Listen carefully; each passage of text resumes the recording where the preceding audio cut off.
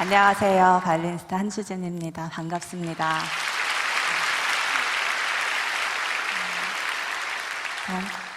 이렇게 귀한 은혜의 자리에 초대해 주셔서 정말 감사드리고요.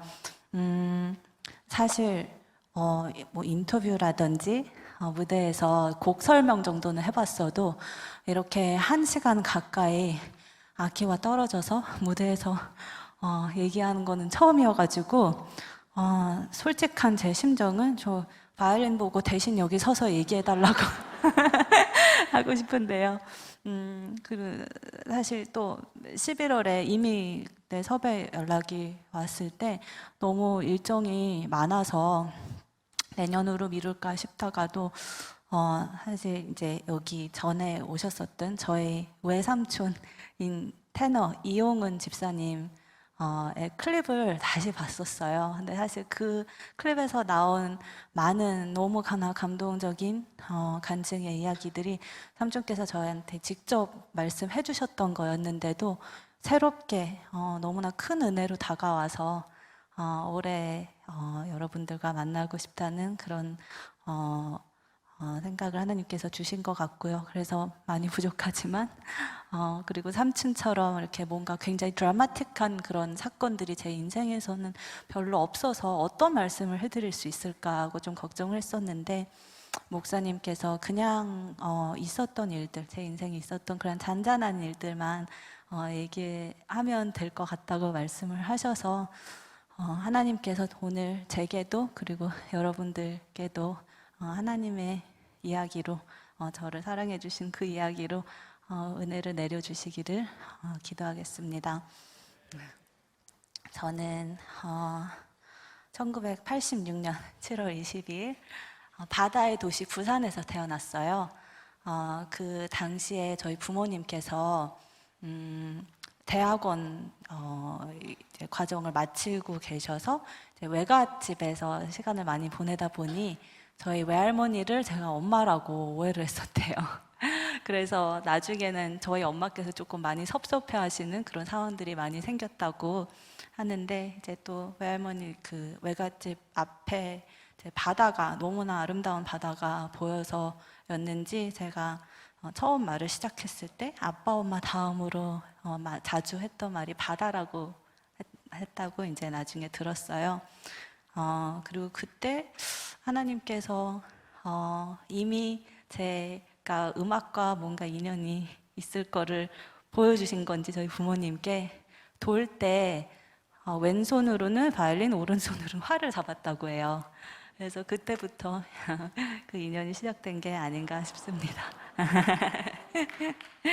네, 이제 2살 때 우리 이제 저희 아빠 유학으로 저희 가족이 영국으로 떠나게 됐는데요. 아빠께서 해양생물학 전공을 하셨어요. 근데 아빠께서 가신 대학이 리버풀 대였는데 거기에 있는 해양생물학과가 아일 오브 만이라는 섬에 위치돼 있었어요. 아일 오브 만이라는 섬은 노던 아일랜드랑 리버풀 사이에 있는 작은 섬인데요. 거기서 이제 아빠는 공부를 하셨고 저희는 가서 처음에 어떤 교회를 갈까 이제 교회를 찾으려 했는데 작은 섬이다 보니까 교회 그리 많지도 않았고 거기에 포트 에린이라는 마을에 있는 작은 감리교가 있었는데 거기 그 교회 목사님께서 너무너무 좋은 분이셨고 저희 목사님 가족이 우리 가족을 너무 잘 케어를 해주시고 잘 보살펴 주셔서 너무 감사했고요. 사모님께서 가르치시는 주일학교에 제가 다녔었어요. 그 목사님 따님이었던 저 파란색 드레스 오른쪽에 있는 그게 이제 자넷이었는데 자넷 무릎 위에 늘 이렇게 앉아가지고 설교를 들었었는데 그때 그 당시 주일학교 때 성경 암송을 시키셨어요. 그래서 제 생애 첫 성경 암송이 요한복음 3장 16절이었는데 For God so loved the world that he gave his only begotten Son, that whosoever believeth in him should not perish but have eternal everlasting life. 3살이었던 제가 이 구절을 암송하는 게 신기하셨는지 목사님께서 설교 때 강단에 저를 이렇게 들어 올리시고 한 번은 영어로 또 한 번은 한국말로 암송하게끔 하시더라고요. 그리고 나중에는 아까 사진 보셨듯이 비치 미션 때도 한국에서 외할머니께서 보내주신 한복을 입고 이 성경 구절을 암송하며 참여했던 기억도 납니다. 아일러브만에서 너무너무 좋았던 것 중에 하나가요.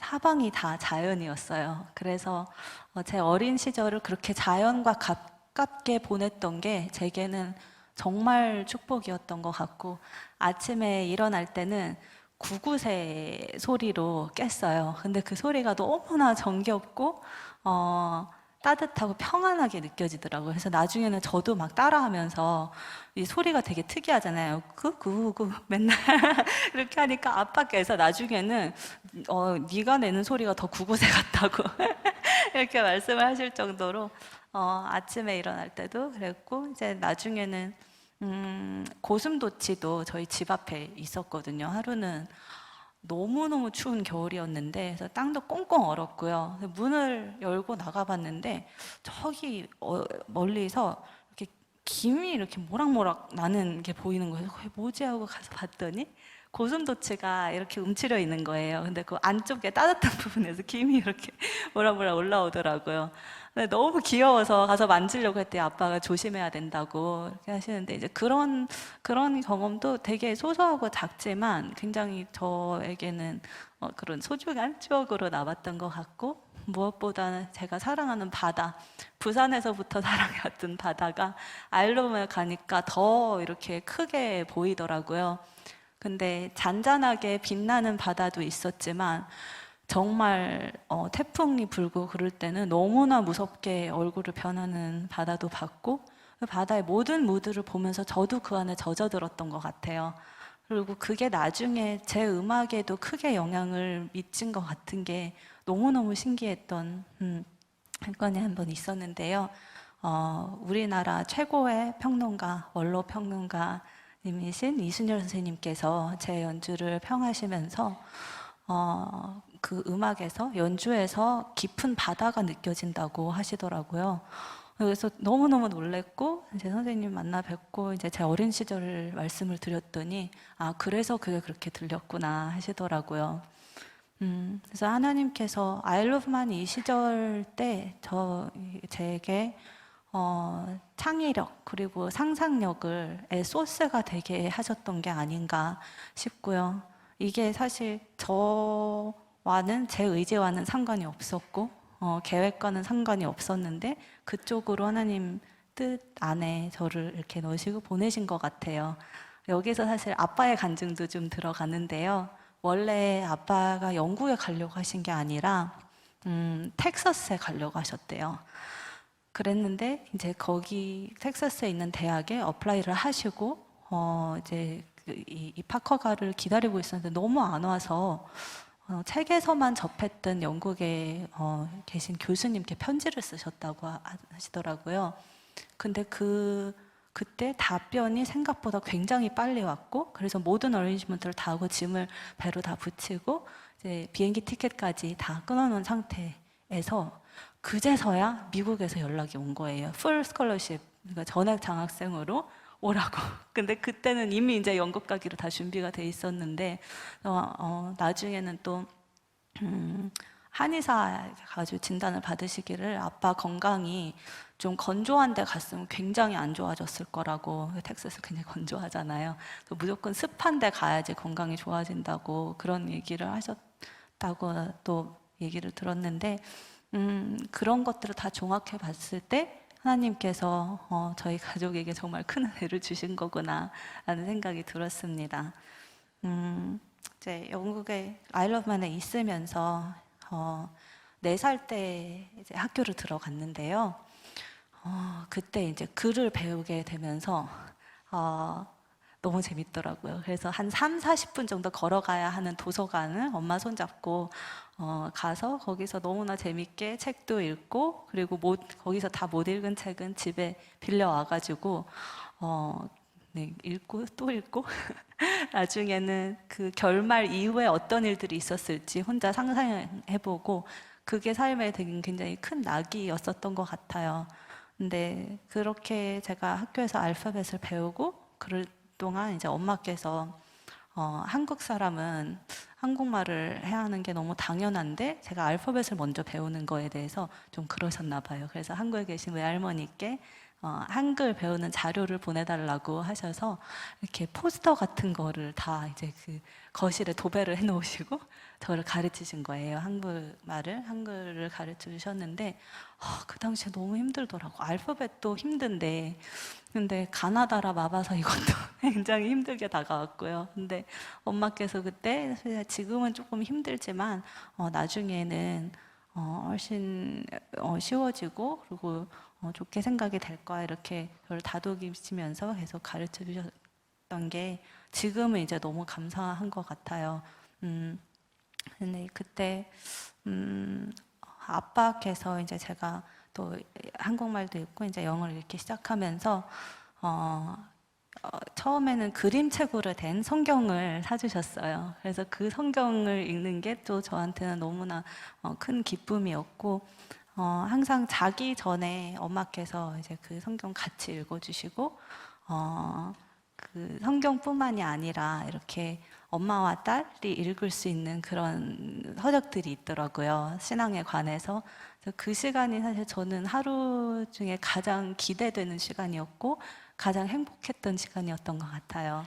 그래서 그런 것들을 생각할 때 또 이런 부모님을 제게 주신 게 너무 감사하고 하나님께서 그렇게 저를 신앙 안에서 하나님께서 원하시는 메시지들을 어렸을 때부터 주셨던 거에 대한 감사가 지금 굉장히 큽니다.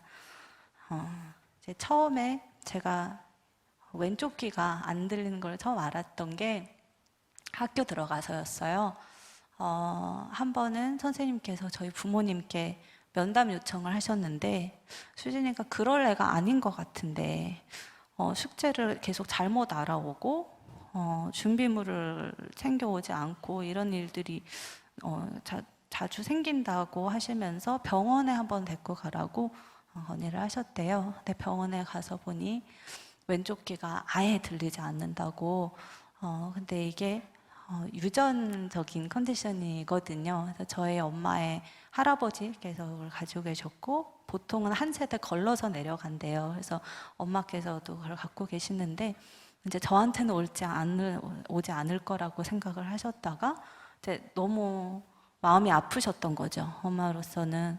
아빠도 그러셨고 근데 참 감사한 게 한 번도 내색하지 않으셨어요.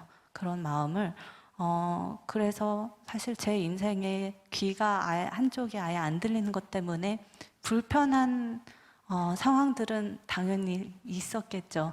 예를 들어 길을 건너려고 할 때 갑자기 옆에서 차가 굉장히 빠른 속도로 오고 있는데 제가 그걸 듣지를 못하고 건너려고 할 때 뒤에서 전혀 모르는 사람이 다칠까봐 이렇게 끌어당긴 적도 있고 그리고 친구나 지인들에게 오해받을 때도 있었어요. 앞에 걸어가다 뒤에서 불렀는데 대답을 하지를 않으니까 못 들어서 그래서 그렇게 안 봤는데 굉장히 거만한 아이인 것 같다 막 이러면서 네, 이제 그런 오해도 받았었고 나중에 음악을 하면서 솔로이스트로서 오케스트라랑 같이 협연을 할 때 가끔은 이제 오케스트라 한 파트에 반주를 잠깐 해야 될 때가 있어요. 근데 저쪽 관 파트, 그러니까 저한테 왼쪽 뒤에 있는 관 파트는 소리가 아예 들리질 않으니까 그럴 때는 이제 지휘자를 전적으로 의지해야 하는 상황.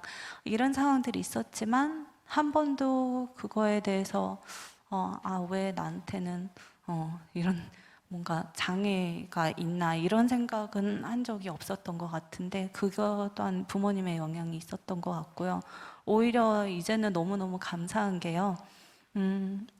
제가 소리가 좀 특별하다, 독특하다라는 이야기를 많이 듣는데 태어날 때부터 이제 스테레오가 아닌 모노로 듣다 보니까 다른 사람들과 듣는 방법 자체가 조금 다른 것 같아요.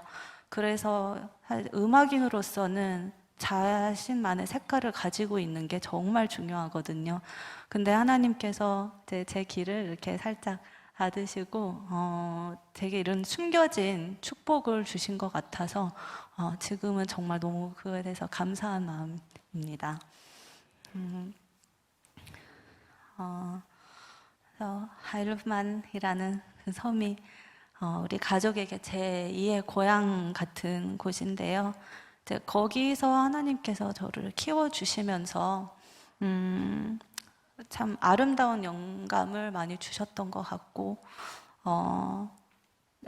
거기를 지금도 생각하면 굉장히 그 시기가 어떻게 보면 제 인생에서 가장 행복했던 시기로 기억이 되고 그리고 그때 제가 처음 하나님께 기도드렸던 게 3살 때 하나님 항상 부모님께서 되게 너무나 좋으신 분이시고 너무나 수진을 사랑하시고 이제 이런 얘기를 계속 해주셨기 때문에 그 사랑이 많으신 하나님, 그 좋으신 하나님을 너무 보고 싶은 마음이 들더라고요.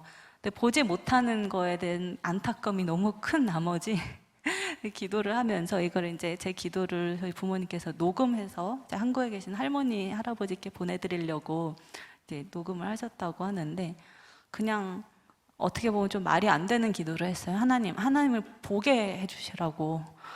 너무 하나님 보고 싶다고 보게 해주세요. 이렇게 기도를 한 거예요. 근데 그게 제 이제 어린 저에게는 정말 그냥 눈앞에서 피지컬리 하나님을 보고 싶다는 기도였는데 나중에 제가 15살 때였나? 한 번은 새벽 기도 가가지고 이제 기도 시간이 굉장히 길어졌는데 기도하다 가만히 그 어두움 속에서 생각을 해봤는데 제가 3살 때 기도했던 게 떠오르면서 하나님께서 그 기도를 들어주셨구나. 그 어린아이 정말 어떻게 생각하면 정말 보잘것없는 어린아이가 올리는 그 말도 안 되는 기도를 제 삶 안에서 하나님을 계속 보여주셨구나. 그 생각을 하니까 정말 눈물이 계속 쏟아지더라고요. 너무너무 감사하고 진짜 하나님은 너무 좋으신 분이구나. 그래서 제게는 하나님의 이 임재하심이 어렸을 때부터 참 작고 큰 그런 사건들로 늘 느껴졌던 게 너무나 큰 은혜였고 그리고 그 당시에는 제가 이제 그 기도가 생각나고 그런 하나님의 은혜를 생각하면서 세상에 뭐 하나님을 그러니까 이런 경우가 오지는 않을 거라고 생각은 했지만 하나님을 뭐 다른 사람을 다 부인해도 저는 부인할 수가 없겠구나. 어떤 상황이 닥쳐와도 그런 생각을 하게 해주셨어요. 그리고 저희가 이제 런던으로 제가 5살 반 때 이사를 갔는데요. 그때는 이제 저희 엄마 학위 때문에 갔어요. 아빠 박사 과정을 이제 리버풀에서 마치시고 엄마 학위 때문에 런던으로 이사를 갔는데 그때 이제 처음으로 한인교회를 다니게 됐고요. 작은 한인교회였지만 저희 부모님께서 아일러반 때보다도 더 그때부터 신앙교육에 마음을 많이 쓰셨던 것 같아요. 그래서 저의 어린이 그 그림 성경책은 이제 글자가 많아지는 성경책으로 업그레이드가 되고 아빠께서 늘 업그레이드를 하시더라고요. 근데 그림이 점점 주는 게 굉장히 아쉽긴 했지만 받을 때마다 그런 새로운 설렘이 있었죠. 이때 잠깐 이제 아빠 엄마의 결혼 이야기 잠깐 말씀드리려고 하는데요. 이제 저희 엄마의 외숙부님이 다니시는 교회 아까 말씀드린 테너 이용은 집사님의 아버님이 다니시는 그 교회 목사님 소개로 엄마 아빠가 만나게 되셨어요. 근데 아빠는 첫눈에 엄마께 반하셔가지고 그날 바로 집에 돌아가셔서 이렇게 기도를 하셨대요. 하나님, 이 사람이랑 결혼하게 해주시면 뭐든 다 하겠습니다.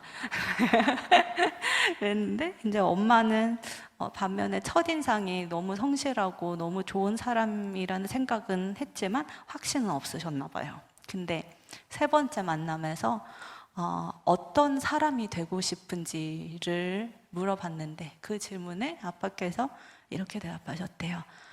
다윗보다 더 하나님 마음에 합한 사람이 되고 싶다. 그 말을 들으시고 엄마는 바로 확신을 얻으신 거예요. 근데 그렇게 해서 두 분이 결혼하시게 됐고, 그리고 제가 여기 오늘 이렇게 있는 겁니다. 네.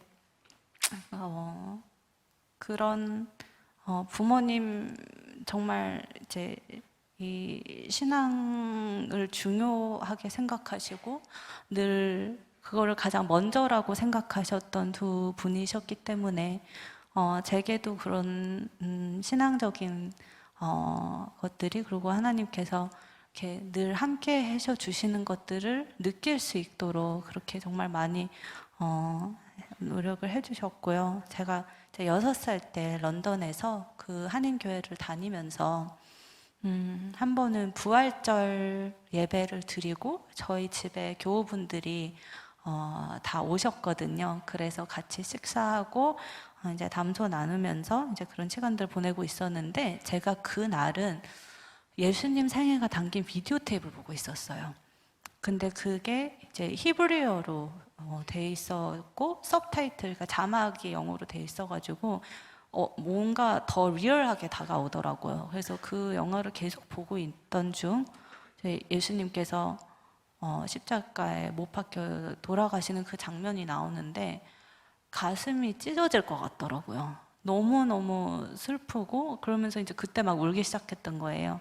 근데 그때 아빠께서 이제 저 그 모습을 이제 포착을 하시고 제 손을 잡고 방에 들어가셨어요. 그래서 조용히 들어가서 왜 울고 있냐 이렇게 물어보셔서 제가 이제 예수님 그렇게 저를 사랑하시고 제가 사랑하는 예수님이 저렇게 아프게 달려 돌아가시는 모습 보니까 너무 마음이 아프다라고 얘기했더니, 그렇게 돌아가신 이유가 바로 이제 너의 죄 때문이고, 그리고 그렇게 해서 시지가 용서받고 하나님의 딸이 된 거다라고 설명을 해주시는데 너무 감사하면서도 마음이 더 아픈 거예요. 그래서 더 많이 그냥 계속 그렇게 울고 있었는데, 그때 그 어린 나이에 하나님께서 그런 은혜를, 그러니까 그 구원의 깨달음을 주신 거에 대한 감사가 그 당시에도 있었지만 나중에 이제 시간이 지나고 돌이켜 생각해 보는데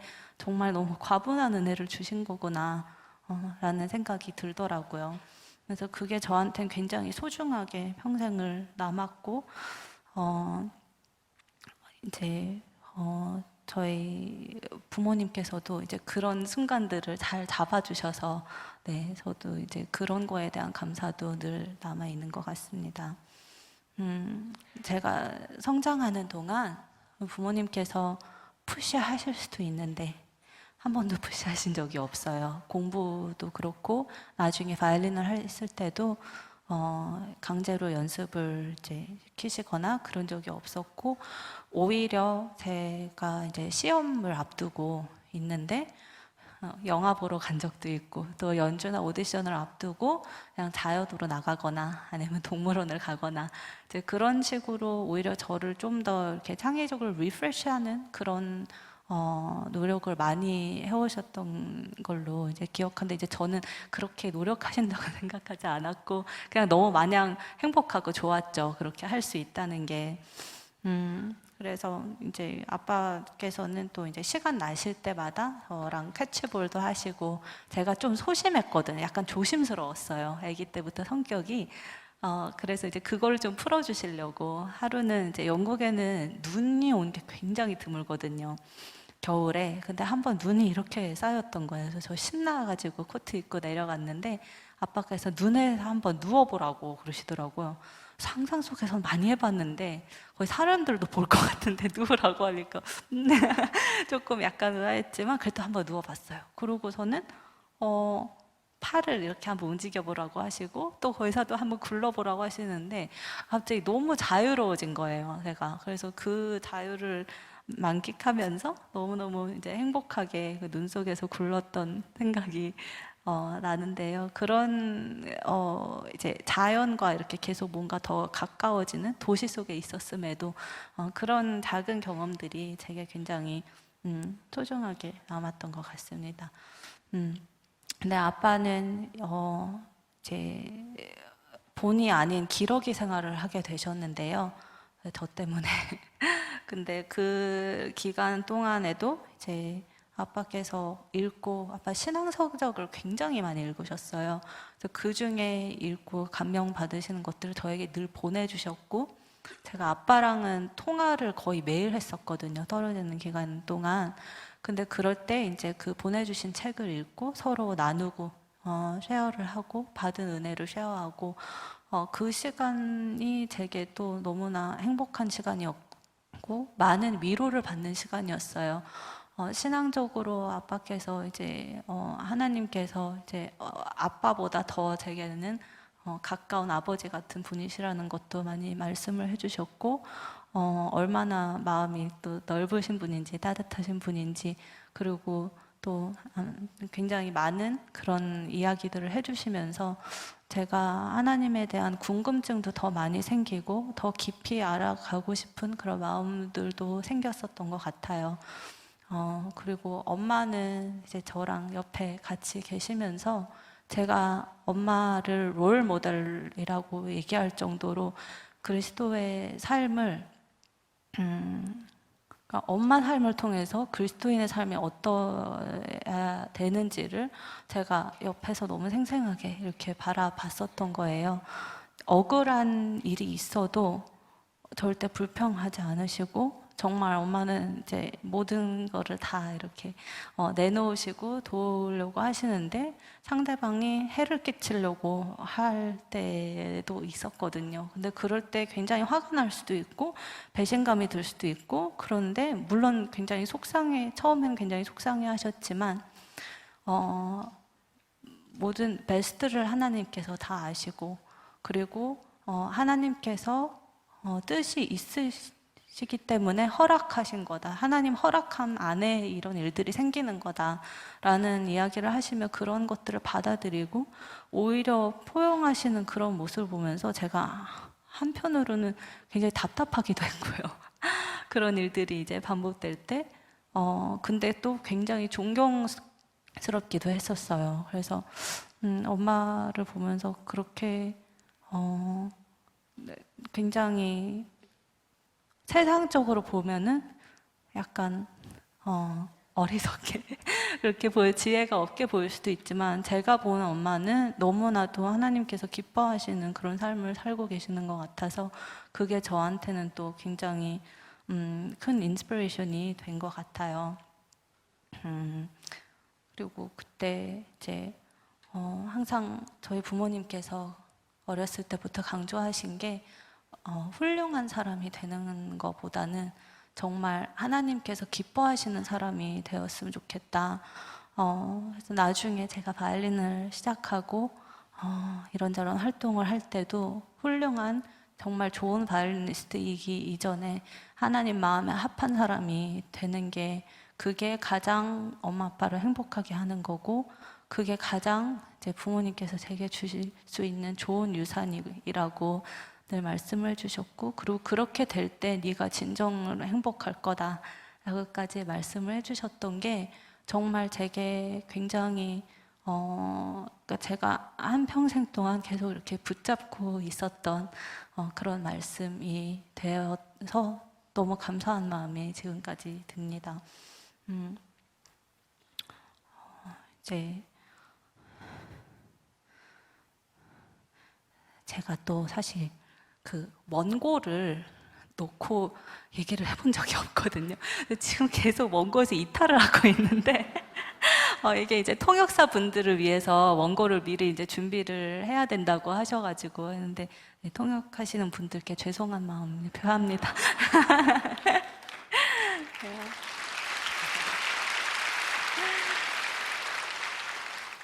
네, 제가 제 바이올린과 진지하게 만나게 됐을 때가 한국 나이로 9살, 만으로 8살 되기 직전이었는데요. 그때 한국에 잠깐 왔을 때였어요.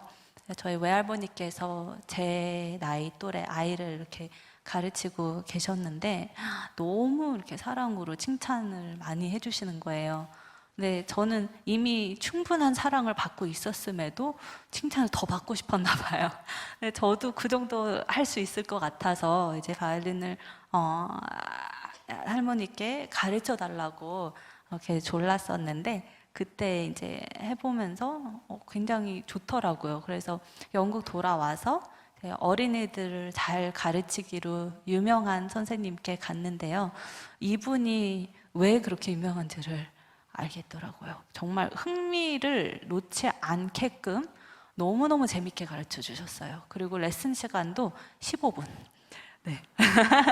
너무, 네, 이제 그 어린 저로서는 그 시간이 너무 좋았는데, 이제 그분의 프린시플이 그거였어요.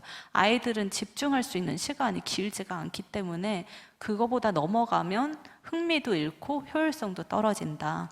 그래서 이제 엄마께도 얘기를 하셨대요. 그러니까 연습을 주중에 이제 레슨 안 올 때 연습할 때도 절대 15분 넘어가지 않게 그걸 잘 지켜달라고. 네, 그래서였는지 흥미를 잃지 않고 이제 물론 나중에는 30분으로 늘고 45분으로 늘고 이렇게 됐지만 8개월 정도 정말 재밌게 하다가 메뉴인 학교라는 영재학교에 들어가게 됐어요. 네, 예우디 메뉴인이라고 전설적인 바이올리니스트가 설립한 영재학교였는데요. 사실 들어갈 거라는 생각을 못 하고 갔어요. 왜냐하면 시작한 지 8개월밖에 안 됐고 그건 거의 뭐 초보자 수준 정도라고 생각을 했기 때문에 현실적이지 않다고 생각을 했지만 일단 선생님께서 도전을 해보자 하셔서 갔는데요. 거기서 이제 준비해 가는 곡도 있지만 초견을 내주더라고요. 근데 준비하는 곡까지는 다 뭔가 순조롭게 가는 것 같더니 초견에서 중간에서 그냥 멈춰버린 거예요. 그래서 그때 제가 들었던 생각이 집에 가야 되는구나, 끝났구나. 나는 이 학교랑은 전혀 이제 인연이 없어지는구나 이렇게 생각을 했는데 감독님께서 다시 악보를 보고 악기를 잡지 말고 악보만 보고 악보에 써 있는 것들을 보고 네가 이 음들을 통해서 어떤 거를 표현하고 싶은지 한번 쭉 훑어본 다음에 다시 해보라고 하시더라고요. 근데 그래서 그렇게 해봤죠. 그렇게 한번은 이렇게 생각을 해보고 쭉 보고 했는데 그때는 한 번도 안 멈추고 끝까지 이제 완성을 했는데 그때 제가 처음으로 그걸 경험을 한 것 같아요. 그러니까 연주에서 이 멘털 준비가 얼마나 중요한 것인지 그냥 피지컬한 것만 중요하다고 생각할 수도 있잖아요. 근데 이 멘털 준비의 힘이 얼마나 크다는 건지 그때 이제 처음 경험을 하게 됐는데 이제 보통 합격 통보는 편지로 받거든요. 그래서 근데 감독님 엄마가 이제 밖에서 기다리고 계셨는데 감독님이 나가면서 엄마께 바로 얘기를 하셨대요. 합격이라고. 근데 엄마는 제가 멈춘 것도 바깥에서 다 들으셨거든요. 그래서 아니 그때 처음에 할 때 멈췄는데 어떻게 됐냐 했더니 지금 현재 상태보다는 잠재력을 보고 잠재력이 굉장히 많이 보인다고 이렇게 말씀해 주셔서 그것도 정말 하나님의 은혜인 게 잠재력을 안 보고 그 상황만 봤었으면 저는 이제 그 학교랑은 이제 전혀 인연이 없게 됐었을 텐데 그런 식으로 또 저를 인도해 주셔서 그 학교를 다니게 됐고 사실 그 학교의 데이타임은 너무너무 좋았어요. 공부하는 거, 레슨하는 거 너무 좋았는데 이제 기숙학교였거든요. 근데 기숙사 생활이 굉장히 엄격하다 보니까 저랑은 굉장히 맞지 않았던 것 같아요. 그래서 저는 처음에는 그냥 책에서 읽는 것처럼 굉장히 재밌을 거라고 생각했거든요. 기숙사 생활이. 근데 집에서는 정말 자유롭게 10시까지 책도 읽고 뭐 인형들이랑도 좀 놀고 이렇게 할 수 있었는데 여기는 8시 되니까 소등을 하는 거예요. 근데 그때 이제 그 이후로 8시 이후로 불이 켜지거나 소리가 나면 사감선이 바로 와서 야단치세요. 그래서 너무 무서워가지고 나중엔 토치를 가지고 이불 뒤집어 쓰고 그 안에서 책을 봤거든요. 잠이 안 와서. 근데 그러다 걸렸어요. 그래서 책도 뺏기고 토치도 뺏기고 그래서 참 그것도 힘들었는데 이제 엄마와의 이 행복한 생활 그때는 이제 이미 아빠는 한국에 가셨었고 한국에서 잡을 얻으셔가지고 이제 워낙은 저랑 엄마랑 같이 이제 따라가려고 했었는데 제가 바이올린을 하면서 이제 본의 아니게 기러기가 되신 거예요. 그래서 이제 원래는 제가 메뉴인 학교 가기 전에 그냥 기숙사에 나 있을 수 있다. 그러니까 엄마 한국 가도 된다. 이렇게 얘기했다가 첫날 바로 울면서 전화를 해서 엄마한테 나 집에 가고 싶다고. 근데 그만큼 너무 힘들었고, 금요일 날에 집에 갈 때는 이제 정말 너무 행복했는데, 주일날 밤에 다시 학교로 들어가야 됐었거든요. 정말 세상이 그냥 끝나는 것 같더라고요. 세상이 무너지는 것 같았어요. 그래서 엄마 가시는 그 뒷모습을 보면서 진짜 클리넥스 한 통이 모자랄 정도로 너무 많이 근데 울었는데, 그게 매주가 되니까 정말 너무 힘들더라고요. 그래서 나중에 이제 1년 조금 있다가 이제 교장 선생님께서 그동안 계속 부모님을 설득하셨지. 이런 아이들이 많은데 시간이 지나면 다 괜찮아진다. 다 적응을 한다. 근데 저는 적응이 안 되고 나중에는 몸에까지 나타났어요. 그래서 그 힘든 것들이, 그래서 이제 저희 부모님께서 퍼셀 학교라는 또 다른 음악 학교로 전학 가는 거를 결정해 주셨는데, 저는 너무 기쁘더라고요. 그 얘기를 들었을 때. 그리고 이 퍼셀 학교라는 곳에서 제 인생에 가장 큰 영향을 주신 세 분을 만나게 됐어요. 이제 네, 저기 지금 보시듯이, 네, 저 안드레ев스키 선생님, 제 음악 생활에 가장 영향을 많이 주신 바이올린 선생님, 그리고 중간에는 로즈마리 라파포트라고 퍼셀 학교 설립자, 그리고 가장 저 오른쪽에는 세계적인 영국 최고의 현악기 딜러 찰스 비어인데요. 이 세 분이 정말 저한테는 천사 같은 분들이셨어요. 안드레ев스키 선생님은 아까 언급했던 예후디 메뉴인이 러시아에서 모셔온 정말 대단한 그런 바이올린 교수님이셨는데요. 제가 선생님과 처음 이렇게 배우게 되면서 너무 놀랐던 게, 그러니까 첫 레슨 때 선생님의 모습에 일단 너무 놀랐어요. 백설공주와 일곱 난장이들, 그러니까 일곱 난장이 중에 한 명일 수도 있게 그렇게 생기셨더라고요. 귀도 여기가 이렇게 뾰족하게 이렇게 일단 그 모습에 제가 너무 놀랐었고, 또 선생님께서 보통은 레슨을 시작할 때 기본기로 시작을 하거든요. 그리고 곡을 제일 나중에 해요. 근데 저보고 뭘로 시작하고 싶은지를 물어보시더라고요. 근데 저는 이제 모범 답을 드렸죠. 그 스케일로 시작을 하겠다. 그랬더니 내가 지금 물어본 건 그게 아니라 뭘로 시작해야 되느냐고 물어본 게 아니라 뭘로 시작하고 싶냐고. 그래서 제가 그때 덥석 그거를 하겠다고 했는데, 그것도 저는 이제 너무 좋았고, 제가 이제 그 곡을 하고 난 다음에 선생님께서 다이아몬드가 커피는 많은데 제뉴인은 정말 드물다. 근데 너는 제뉴인 다이아몬드라라고 말씀을 해주시더라고요. 근데 그러면서 다음에 레슨 올 때는 너가 하고 싶은 곡들 리스트업 해가지고 오라고. 그래서 정말 너무너무 신났어요. 그때 너무 신나가지고 정말 제가 생각하는 제가 가장 좋아하는 어려움 난이도와 상관없이 다 적어가지고 간 거예요. 근데 그때부터 이제 첫 만남 때부터 저는 선생님이 너무 좋았는데, 갈수록 더 이제 감사하게 된 게, 선생님의 레슨은 정말 남달랐어요. 그 스토리텔러가 되는 중요성을 알려주셨고, 그래서 곡마다 스토리가 있게끔 이렇게 저를 리드해 주셨고, 그리고 감정과 소리가 일치될 수 있도록 때로는 굉장히 과장된 소리를 이렇게 데몬스트레이트를 해주셨거든요.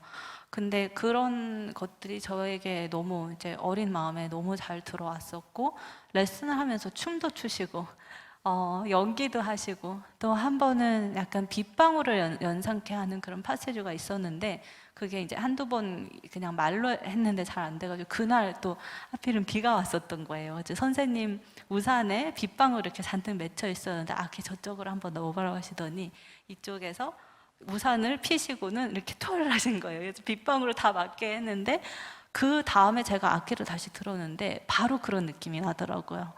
그런 식으로 정말 너무나 레슨 때마다 갈 때마다 새로운 영감을 얻고 갔었고, 그게 제 연주 인생, 제 음악 인생에 가장 큰 영향을 주신 스승님 안드레ев스키 선생님 이셨습니다. 그리고 퍼셀 학교 다니면서 그 시기가 저에게 선사한 두 번째 너무나 소중한 인연이 아까 보신 로즈메리 라프포트 그 설립자분이셨는데요. 제가 어렸을 때 정말 좋아했던 책 중에 하나가 빨강머리 아니었어요. 근데 거기에서 나오는 단어 kindred spirit이라고 있는데 이게 영원히 통하는 사람이라고 하더라고요. 근데 굉장히 드물게 있는 그런 이 친구를 이제 kindred spirit이라고 하는데 저도 안처럼 아니 다이아나를 찾은 것처럼 그런 영혼이 통하는 친구를 찾는 것에 굉장히 이제 찾고 싶은 마음이 굉장히 간절해졌던 거죠. 근데 제 바람은, 제 기대는 제 또래 중에 이제 그런 친구를 찾는 거였는데, 근데 이제 연배가 훨씬 많으신 분들의 그런 킨드리드 스피릿을 찾은 것 같아요. 그분 중에 하나가 이제 로즈마리셨고, 로즈마리를 만나게 된 계기가 사실 조금 이제 어려움이 생겼을 때였어요. 영국에서는 이제 보통 외국인 학생들은 만 12세까지만 부모님 비자가 나오게끔 돼 있었거든요. 근데 그때 마침 저희 엄마 학기가 끝났었던 거예요. 그래서 엄마랑 헤어져야 하는 상황이 됐는데 저는 이미 기숙사 생활에 너무 되어서 너무 싫어서 그냥 그럴 바에 한국 엄마 따라 가겠다고 그렇게 얘기를 했었고 아무튼 이제 그런 이유로 이제 또 IMF까지 나중에 겹쳐서 경제적인 이유로 또 그냥 한국으로 다시 하는 상황이 생겼는데 저희 학교 교장 선생님께서 너무 안타까워 하셔서 너무 아쉬워하시고 후원자 음악회를 후원자 음악회에 이제 로즈마리를 그 설립자분 그리고 지역 국회의원 분들을 이제 초청하셔서 제 사정을 설명을 하신 거예요. 근데 그때 음악회 때 제가 사라사테 찌고이네바에서는 연주를 했었는데요. 공연이 끝나고 한 나이 드신 여성분께서 오시더니 정말 친절하게 이렇게 말씀을 해주시면서 전설적인 바이올리니스트 요셉 하시드를 연상케 하는 연주였다고 말씀을 하시는 거예요. 그러면서 개인적으로 후원을 하시겠다고 하셨는데 그분이 바로 이제 로즈마리이셨고 정말 그분 처음 봤을 때도 너무너무 인자하시고 너무 아름다우셨는데 이름이랑 너무 마치가 잘 되더라고요. 그래서 이제 그분 댁에 부모님이랑 같이 감사 인사차 가기도 하고 이제 그때부터 이제 70세 나이 차이를 넘어선 우정이 시작되었죠. 이제 정말 로즈마리가 있을 때는 시간이 가는 줄을 모르고 대화를 나눴어요. 제 또래 친구들과는 이야기할 수 없는 것들도 정말 마음껏 이야기하고 피크닉도 같이 하고 제가 정말 너무너무 좋아하는 엘더플라워 코디올도 늘 이렇게 준비해 놓고 계셨거든요. 그래서 너무 행복한 나날들을 보내고 소중한 추억들을 함께 만들고 있다가 제가 이제 바이올린의 쇼판 콩쿠르라고 불리는 비니아스키 콩쿠르에 나가게 되었어요. 그래서 한 6달 그 전에, 그러니까 비니아스키 나가기 6달쯤 전에 아직 14살일 때 안드레스키 선생님과 이제 많이 배웠고 또 이제 발전을 했으니 다른 영향도 받을 때가 된 것 같다라는 주변 분들의 조언에 로열 아카데미 오브 뮤직 런던 왕립 음악원에 그 당시에 이제 그 주목을 받고 계신 교수님께 컨설테이션을 받게 된 거예요. 근데 그때 이제 최종 오디션을 총장님이랑 봤는데 그 오디션 결과 4년 전액 장학금 조건으로 대학 조기 입학 오퍼를 받게 되었어요. 그래서 저는 그걸 굉장히 영광스럽게 생각하고 로즈마리께 얘기를 했는데 의외의 반응이 왔던 거예요. 그냥 정상적으로 16살 때까지 학교를 마치고 안드레스키 선생님께서 지금까지 저의 개성을 살리며 너무 잘 이끌어 주셨는데 그렇게 선생님과 함께 갔으면 좋겠다. 그리고 이제 저는 이제 고민을 하고 있다가 갑작스럽게 로즈마리가 가든을 하다가 돌아가셨다는 소식을 전해 들었는데 너무너무 충격을 받고 병원으로 달려가서 로즈마리 평온하게 잠든 그 모습 앞에서 정말 하염없이 계속 울었던 기억이 나요. 근데 그날 점심에 그 친지분들 말씀으로 또 제 얘기를 하셨다는 거예요. 그러니까 안드레ев스키 선생님이랑 계속 배우기를 원하셨고, 그리고 18살 때까지 학교를 그냥 정상적으로 다녔으면 좋겠다. 이 얘기를 하셔서 저는 그걸 유언으로 삼고 제 그 뜻을 따르기로 다짐을 했었죠. 근데 그 추모식이랑 비니아스키 콩쿨이 시작하는 날이랑 겹치게 된 거예요.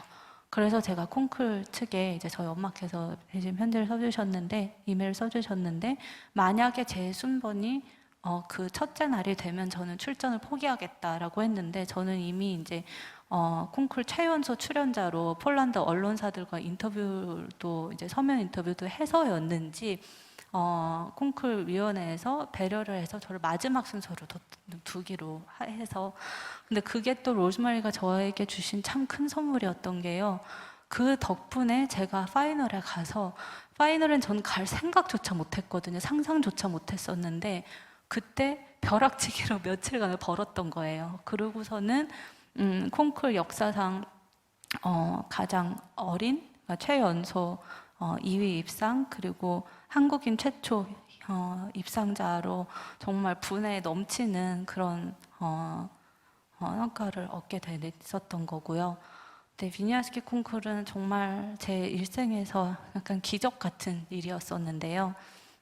1, 2차를 이제 계속 통과하면서 점점 마음이 불안해졌어요. 왜냐하면 3차는 제가 전혀 준비가 되지 않은 그런 곡들이 있었고, 요즘은 이제 홀 연습이라고 하는데 피아노랑 같이 연주를 해보지도 않은 그런 이제 시벨리스 콘체르토 2, 3악장이 있었거든요. 너무너무 떨렸는데, 그래서 제 이름이 호명됐을 때 제가 울면서 기권하겠다고 했어요. 그런데 엄마께서 진짜 도저히 못하겠다. 왜냐면 전 유럽에 방영이 됐는데, 라디오 방송이 됐는데 국제 망신이 될 것 같은 거예요.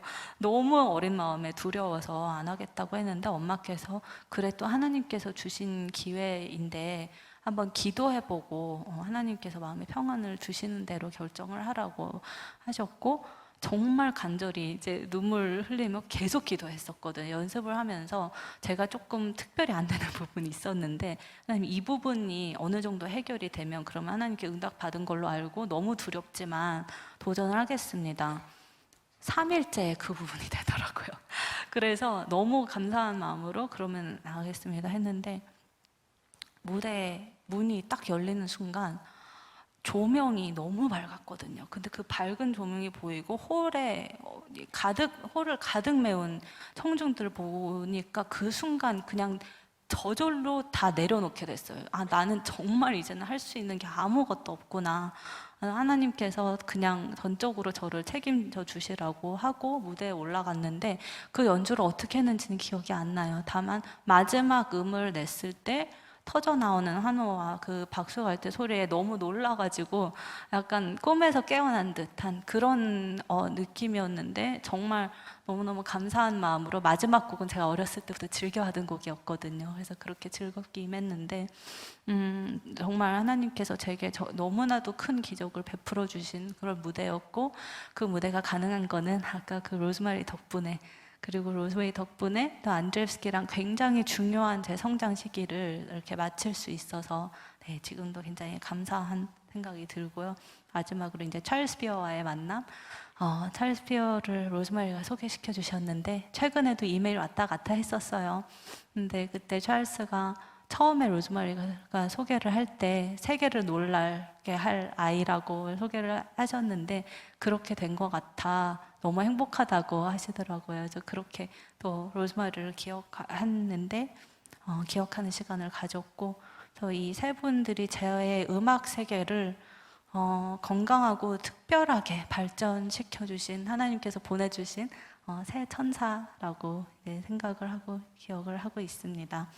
그리고 이제 비니아스키 콩쿨 하면서 하고 난 다음에 정경원 선생님의 지도를 받게 되었고, 또 선생님 소개로 정명원 선생님께 제 16번째 생일 때 오디션을 보게 돼서 선생님께서 제 연주를 들으시고 하늘이 내린 재능이라고 얘기를 해주셔서 그 후에 이제 6차례 연주를 하게 됐습니다. 네. 제 어두운 시기는 제 암흑 같은 시기가 있었는데요. 제 턱관절 수술 이야기예요. 근데 제가 어렸을 때 머리를 다쳤는데 그 사고가 나중에는 이제 이 직업병으로 발전을 하면서 굉장히 힘들어지고 너무 안 좋았을 때는 이제 일상생활조차 굉장히 힘들게 됐었거든요. 치료 기간이 처음에는 이제 수술이 불가피하게 되자 치료 기간을 1년 반 정도로 얘기를 들었는데 중간에 이제 첫 번째 수술이 잘못된 거예요. VIP 신드롬이라고 하셨는데 이제 너무 잘 수술을 하려다가 오히려 잘못된 케이스였다고 하시더라고요. 근데 그때 정말 그 수술 자체가 너무너무 힘들었기 때문에 저는 다시 해야 한다는 상상조차 하기도 싫었고 너무 끔찍했거든요. 근데 저도 모르게, 그러니까 감이 왔었던 것 같아요. 이걸 다시 해야 될 수도 있겠구나. 근데 저도 모르게 하나님께서 다시 수술하라고 하시면 저 기꺼이 하겠습니다 라는 기도가 저도 모르게 나오는데 제 자신이 너무 싫더라고요. 왜 그런 기도가 지금 나오고 있지 정말 이해도 안 가고. 근데 그게 성령님께서 제게 이제 그거를 브레이스를 해주셨던 게 아닌가 그런 생각이 듭니다. 이때 잠깐 찬양 한 곡 더 목마른 사슴 들려드릴게요.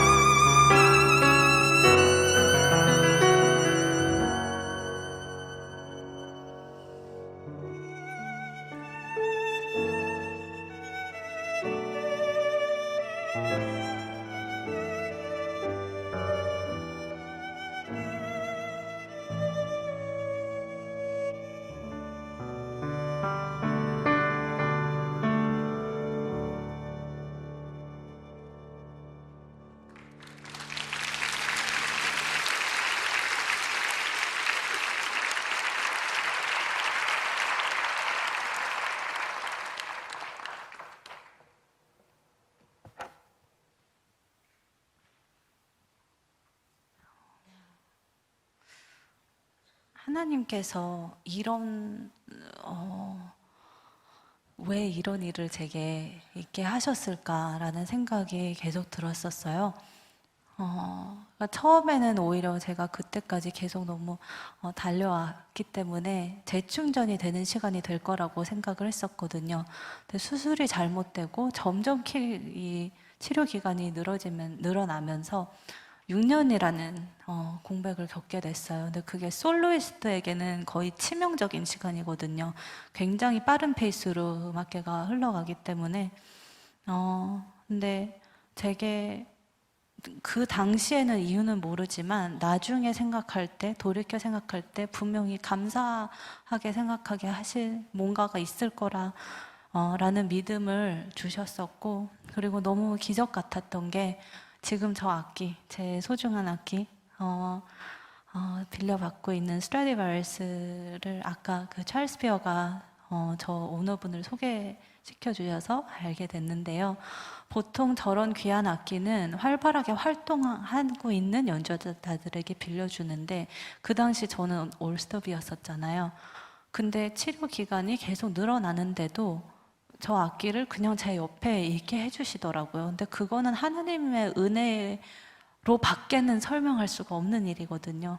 그래서 그게 저한테 또 너무나 그 힘든 시기를 지탱하는 또 하나의 힘의 파운틴이 됐었는데,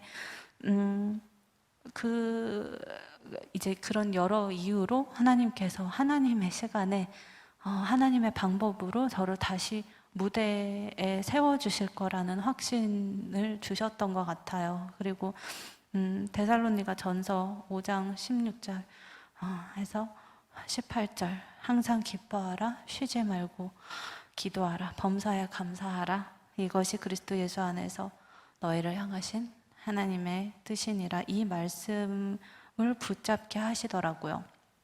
근데 정말 그 시간을 통해서 소소한 감사부터 되찾게 됐던 그런 계기였던 것 같은 게 수술하면서 이제 조직이 다 부으면서 숨쉬기도 힘들고 또 전신 마취를 하다 보니까 너무너무 어지럽더라고요. 그 어지럼이 굉장히 오래 갔는데 그래서 제대로 걷지도 못하고 그래서 저는 그 전까지는 숨 쉬는 게 너무 당연하고 그냥 제 의지로 걷는 것도 너무 당연하고 모든 게 다 당연하게 여겼었던 건데 그런 하나하나가 사실은 당연한 게 아니고 너무 감사할 거였구나 라는 거를 깨닫게 되면서 정말 제 인생에는 하나부터 10가지가 아니라 100가지, 1000가지, 10,000가지가 정말 너무너무 감사한 건데 너무 당연히 여겼었구나 라는 생각이 들더라고요. 근데 그런 감사함을 다시 찾게 해주시고 정말 음악이 저의 심장을 뛰게 하는 것이라는 그 깨달음이 그러니까 정말 제가 음악에 대한 간절함을 다시 찾게 하는 그런 시간이 되었었던 것 같아요. 그래서 지금 돌이켜 생각해 봤을 때는 너무 제게는 힘든 시간이었지만 하나님께서 그 시간을 통해서 제게 참 많은 거를 주셨고 많은 거를 회복해 주셨구나. 그래서 오히려 그때 이후에 이제 연주를 들어본 그 전에 연주도 잘 아시는 분들이 옛날에도 연주가 너무 좋았지만 지금은 또 새로운 모든 면에서 새로운 다이멘션이 차원이 생긴 것 같다 이렇게 말씀을 해주시더라고요. 그래서 하나님께 너무 그런 제가 이해하지 못한 그런 부분들도 있었지만 결국은 협력하여 선을 이루신 하나님께 지금은 너무 그냥 감사한 마음이 더 많이 들고 있고요. 이제 그러다가 2019년 9월에 목사님 자녀인 두 음대생들이 운영하는 채널에 출연하게 되면서 그 출연을 계기로 재기를 하고 또 정말 많은 분들께 사랑을 받으며 정말 행복한 감사한 하루하루를 지금 살고 있습니다. 바이올리니스트로서의 이제 소명감을 확신하게 된 또 계기가 많았는데요. 그 중에 이제 대표적으로 하나만 말씀드리자면 전설적인 바이올리니스트 이브리 기틀리스를 만나게 되었어요. 근데 그분과 만나고 처음 만났을 때는 17살 때였고 그 조금 후에 다시 만나게 됐을 때는 제가 조금 심한 슬럼프에 빠져 있을 때였어요. 그래서 이제 그분께 가서 오히려 좀 조언을 얻고 그 슬럼프에서 좀 빠질 수 있지 않을까 하는 기대를 가지고 갔는데 제가 정말 좋아하는 포렐 소나타를 연주를 했었거든요. 근데 연주가 끝났는데 그 분께서 그냥 가만히 고개를 숙이고 계시더라고요. 계속. 그래서 저는 제가 그렇게 못했나 너무 뭐가 잘못됐나? 너무 이제 좀 걱정스럽더라고요. 근데 한참 있다 고개를 드셨는데 눈물을 흘리고 계시는 거예요. 근데 말씀을 하시기를 이제 최근에 정말 삶에 대한 모든 희망이 다 사라졌고 극단적인 생각까지 하고 계셨는데 그날 제 연주를 들으면서 너의 음악을 들으면서 나는 소망을 다시 살 소망이 다시 생겼고 너는 그런 일을 앞으로 계속 해야 된다라고 하셨는데 이분은 신앙이 없으신 분으로 저는 알고 있었거든요. 근데 너는 하나님의 메신저가 돼서 세상을 구원해야 된다. 근데 그 말씀을 너무 강력하게 하셔서 그 홀에 있는 모든 사람들이 너무 놀란 거예요. 너무 강력하게 얘기를 하시니까. 근데 저에게는 하나님께서 그냥 그분을 통해서 주시는 메시지 같았어요. 그래서 너무 저는 그때 너무 진짜 은혜를 받았고 너무 감격스러웠고 그 슬럼프에서 하나님께서 저를 그런 방법으로 또 꺼내주시더라고요. 그래서 너무 그 추억도 제게는 정말 지금 감사하게 남아 있고 또 정말 진짜 그런 은혜의 순간들을 말씀드리자면 밤을 새울 수도 있을 것 같은데 네 이제 시간이 좀 많이 흘러서 아까 목사님께서 사인을 주시더라고요. 이제 시간이 너무 많이 흘렀다고 지금 굉장히 빨리 지금 이제 추리하면서 하려고 노력하고 있었거든요. 근데 제게 이런 재능을 주신 하나님께 너무 너무 감사드리는 마음이고 재능을 영어로는 여러 가지 표현 방법이 있는데 탤런트도 있지만 기프트도 있어요. 근데 기프트는 말 그대로 선물이잖아요. 제게 너무 귀한 선물을 음악 선물을 주신 하나님께 너무 감사드리고 음악 자체가 하나님께서 인간에게 주신 가장 귀한 선물이라고 생각을 합니다. 그리고 선물을 주셨을 때는 받은 제가 아니라 주신 하나님, 주신 그분만 경배와 찬양을 받으시기에 마땅하다고 생각을 하고요. 또 오늘 제가 말씀드린 것도 제 인생 이야기가 아닙니다. 제 정말 작은 인간에게 베풀어 주신 하나님의 사랑 이야기를 제가 조금 이렇게 쉐어한 거라고 생각을 하고요. 하나님께서 그냥 이 작은 저의 이야기를 통해서 은혜를 베풀어 주실 것을 바라고 또 영광 받으시기를 바랍니다. 저는 여전히 부족하지만 하나님께서 독생자를 보내주실 만큼 독생자를 내어주실 만큼 사랑하시는 이 세상을 치유하시는데 일조를 하고 싶고요. 그렇게 하도록 앞으로도 노력을 할 거고 또 하나님께서 내려주시는 위로와 평안의 정직한 메신저 그런 통로가 되기를 앞으로도 계속 노력할 테니 여러분들께서도 기도해 주시면 감사하겠습니다.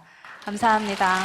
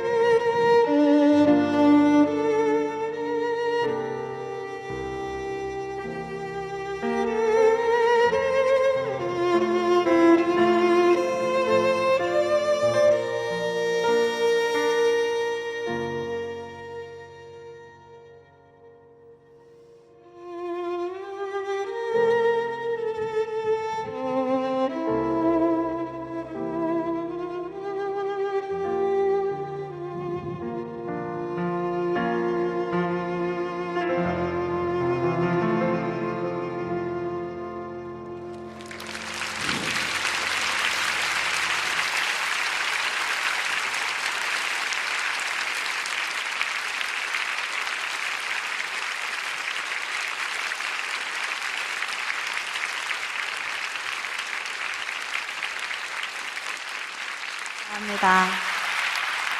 네, 오늘 원래 이게 마지막 곡이었는데요. 어때? 한 곡 마지막으로 더 들려드릴까요?